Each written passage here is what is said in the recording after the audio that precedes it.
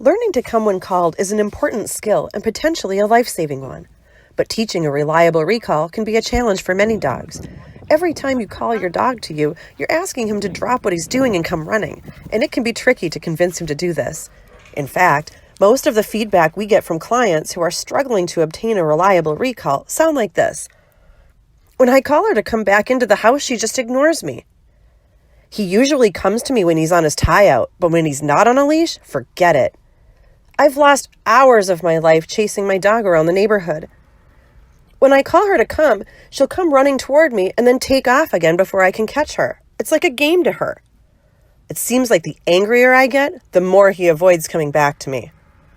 Yep, we know. And don't worry, we have answers for you. But first, let's take a look at the first steps in training your dog to come when called. First, you want your dog to learn that coming to you is the most rewarding thing in the world, so you're going to want to think about what is rewarding to your dog. Is it milk bones, cheese, a tug toy, all of the above? Use your dog's motivations to your advantage. On the other hand, think about this. Is it possible that your dog might consider coming when called to be a punishment? If coming when called always results in getting leashed up and dragged out of the park, your dog is likely to try to avoid this. Likewise, if you've spent several minutes or more trying to catch your loose dog, and your voice and body language convey anger and potentially punishment, your dog will probably want to avoid this too. Next, let's think about some of the visual and verbal cues you can use to get your dog to come to you. Dogs have a natural drive to chase or be chased. This means that if you move away from your dog, she's likely to follow, and if you move toward your dog, he's more likely to move away. It's like a dance move. Dogs are visual creatures. They pay more attention to what we say with our bodies than to what we say with our words. So if you want your dog to come toward you, step backwards away from him while motioning in a way that mimics a play bow. This is an unmistakably inviting visual cue. Most people use the word come as a verbal cue for recall, although I've heard some folks use here or come here or even the dog's name. Choose your verbal cue and be consistent with it. The way in which you deliver the verbal cue makes a difference too. We use a light, cheerful, inviting tone of voice when we want to call a dog into action, such as come, let's go, or go fetch it. Combine your verbal and nonverbal cues to get your dog to come to you like this. Notice that we are enticing the pup with our body movements, giving the dog positive feedback using the clicker and verbal praise, and finally guiding him into a sit position before delivering the treat reward. We are starting out on a leash in a distraction-free environment and leaving very little room for error. In other words, we're setting ourselves up for success from the very start.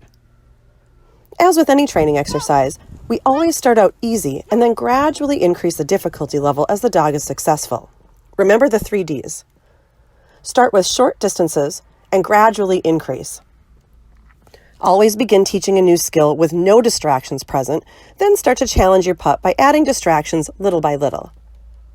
How long would you like your dog to stay sitting in front of you when you call her? Gradually delay the treat reward for 3, 5, up to 10 seconds before giving your dog his release word. Troubleshooting.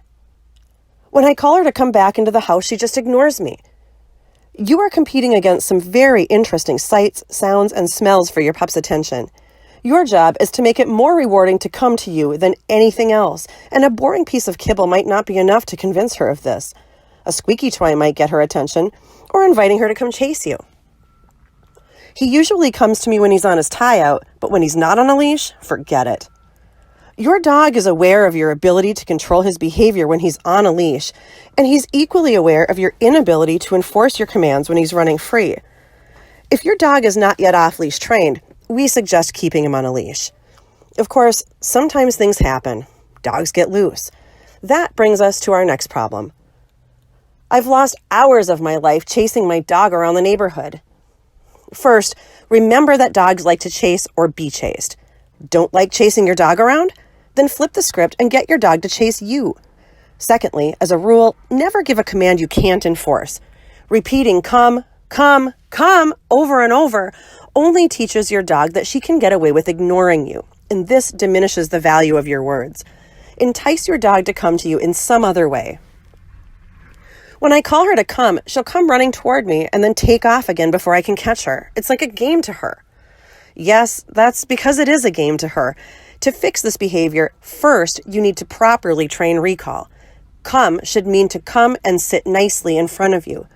Use a leash or a long line at first as a means of making sure your dog does this, and practice, practice, practice. It seems like the angrier I get, the more she avoids coming back to me. Of course she does. Who would want to come to an angry person and risk getting punished? Your dog knows when you're frustrated and angry and wants no part of that. This is where you need to practice your self-control. Be someone your dog wants to come running to, and be sure to reward your dog when he finally does come, no matter how long it took. Good behavior should never be punished. Want to be the first to know when we post a new training video? Subscribe to our channel. Thanks for watching.